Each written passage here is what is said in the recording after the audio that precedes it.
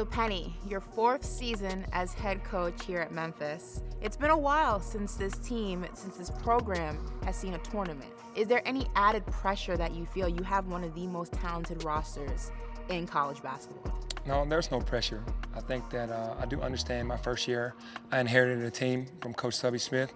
Second year, we had the youngest team in college basketball. James Wiseman gets 3 games and then leaves the team. DJ Jeffries gets hurt, so we weren't able to kind of go out there with our full staff team.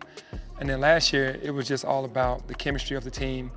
And there are no excuses, through all of that. Like you said, it's based on how many wins you get and how many tournaments that you make. And it does kind of piss me off a little bit that we haven't made the tournament.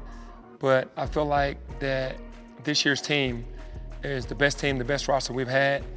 And we're going places with this roster for sure. What are some of the unfair things that have been said about you? As a player, probably that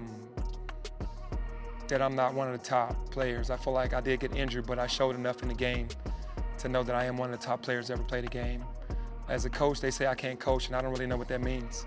Because when you know the game, when you're the point guard of your team, you're an extension of the coach my whole entire life. And I feel like that because I played in the league, they're not giving me a fair shot because I haven't been in it for 30 years. It's that narrative again. It's that same narrative, but I don't really care about what they feel or what they say, but I hear those things.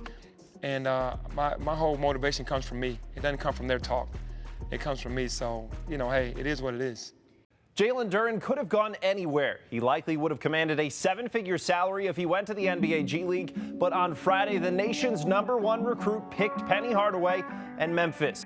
Jalen, you were one of the top high school players in the country. Is there any added pressure to continue that trajectory here at Memphis? No, I wouldn't call it pressure. It's just like a certain drive that I just want to get better. I just want to be the best player I can be. So it's just a drive. Like, it just helps me keep going. Just who I am as a player. I mean, I think I got a lot that a lot of people haven't seen because, like, situations I've been in, I've kind of always played a role, and I've tried to be the best in my role.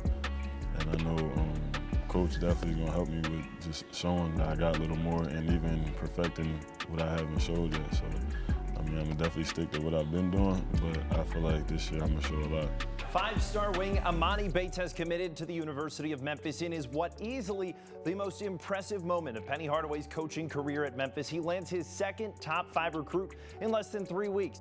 So Emoni, why Memphis? Coach Penny, Rashid, and Larry, I just feel like being here the best route in order for me to be able to prepare myself for the next level of my life, especially with the NBA. They didn't play in the NBA, so they know the experience of it. So I feel like them teaching me what it took for them to be able to hold their own in the league. I feel like they could translate over to my game too.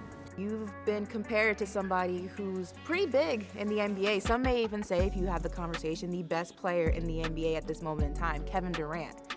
What does that feel like to get a comparison to the top upper echelon of an NBA player? Definitely feel good, but at the same time, I want people to know me for Emoni Bates.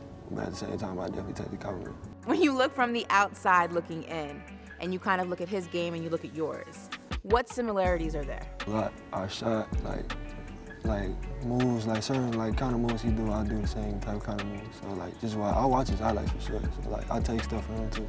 I try to take stuff from every NBA player. New state laws and NCAA rules went into effect at 12:01 a.m., allowing collegiate athletes to profit off their name, image, and likeness for the first time. The NIL is a great way to kind of get your name out there and build your brand and just help you become one of those guys one of the marquee guys who you always see. So I feel like that it gives you a good head start to the league. Is there anybody in the league currently that you look at them and you say, I want a brand like that. I want an empire like that? Penny. Penny. Are you saying that because he's sitting right next to you? Nah, it's the proof is in the pudding. I'm kidding. The proof is in the pudding. One of the most marketable players to do it. So, he got the blueprint, so why not? Those little Penny commercials were iconic. Your shoes were iconic.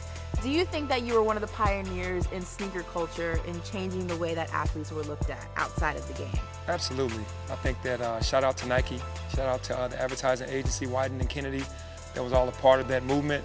I think with that happening early, it gave the ideas to Nike for the rest of the guys coming behind me. Little Penny commercials were iconic, or still iconic. My sneaker line is still doing really well.